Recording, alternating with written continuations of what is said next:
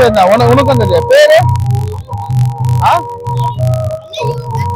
அது அது தரலாம். இப்போ வந்து எக்ஸாம்ஸ் நடக்குதுல்ல, எக்ஸாம் நடந்தாலும் ஒரு சின்ன கிஃப்ட் எடுத்துட்டு வந்திருக்க. செருப்பு யார் ரெகுலரா போடுறது? ஸ்கூலுக்கு எத்தனை பேர் போட்டு போறீங்க? ஸ்கூல்ல போய் சொன்னீங்களா உண்மையா?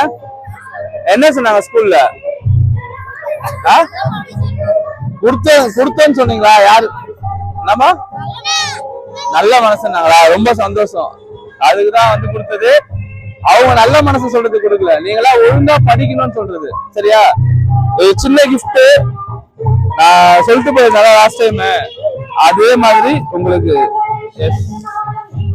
இதுல ஏதோ என்னால முடிஞ்சது, எங்களால முடிஞ்சது, ஒரு பென்சிலு, ஒரு ரப்பரு, ஒரு ஷார்ப்னரு, ஒரு பென்னு, ஒரு ஸ்கேல் இருக்கு. சரியா? எக்ஸாம்ஸ் நடக்குது, இது எல்லாமே உங்களுக்கு தேவை தானே? இதோட மதிப்பு ரொம்ப கம்மி தான். சரியா? இதோட எல்லாத்தோட மதிப்பு கம்மி தான். ஆனா இதை நீ ஒழுங்கா படிச்சு ஒழுங்கா யூஸ் பண்ணன்னு வச்சுக்க, இதை விட மதிப்பு அதிகமானது ஒரு பொருளே கிடையாது. புரியுதா நான் சொல்றது? எத்தனை பேர் ஒழுங்கா படிச்சு பெரிய ஆள் ஆவீங்க? கான்பிடண்டா சொல்லணும். சோ நான் இதை முதல்ல ஆரம்பிக்கிறேன். ஜூன் மாசம் உங்களுக்கு இன்னும் நிறைய தரேன். சரியா?